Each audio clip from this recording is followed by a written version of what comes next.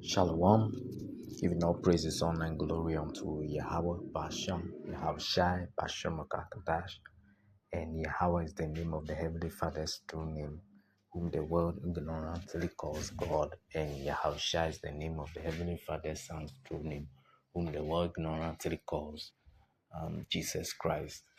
And giving double honors unto the apostles and elders of great posts who taught me this truth, and shalom unto the sincere Akiam around the world teaching this truth in sincerity. And this video is for the Negroes, Latinos, Native Americans, and all scattered Israelites around the world. And in today's video, I go into the concept of multiple wives, where a man in the scriptures has the right to have as many women or marry as many women as he wants. Unlike today, where there's this false doctrine where it is said that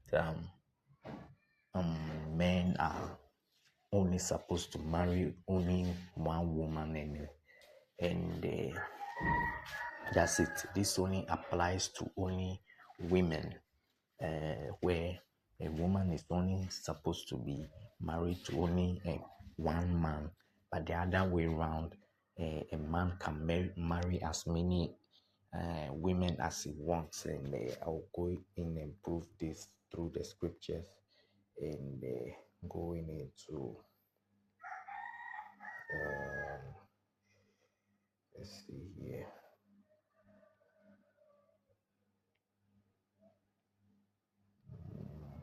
All right, going into the first example is King Solomon, our King Solomon. So in this verse, First Kings chapter 11 verses 3, and he had 700 wives, princesses, and 300 concubines, and his wives turned away his heart. And so, if one of the most holy men or important men of the Lord had many wives, then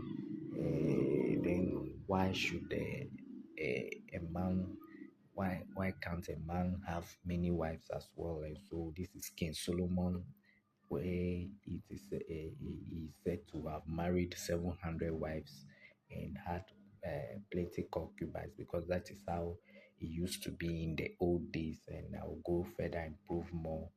And this is our brother Gideon. Gideon had 70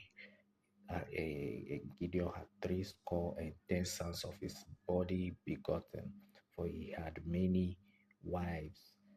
Hear that, for he had many wives, because we know Gideon too is also a man of the Lord, and his concubine that was in Shechem, she also bare him a son whose name he called Abimelech. And one thing you must know is only the children or the daughters of Israel a man can take, an Israeli man can take as wives, if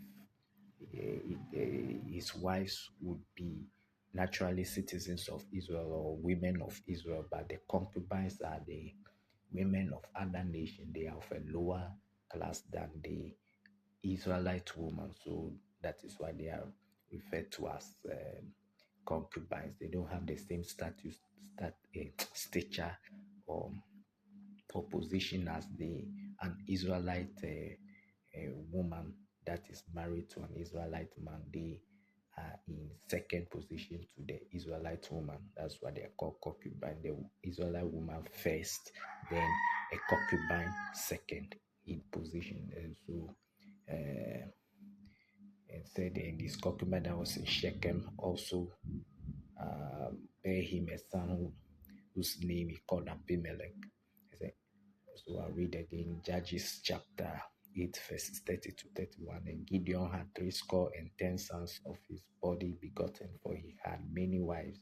And his concubine that was in Shechem, she also bare him a son whose name he called Abimelech. And going lastly to, we all know King David. He's one of the great kings of Israel, and the reading 2 Samuel chapter 5 verses 13, and it's one of the great kings of Israel, and It reads 2 Samuel 5 verses 13. And David took him more concubines and wives out of Jerusalem after he was come from Hebron. And there were yet sons and daughters born to David.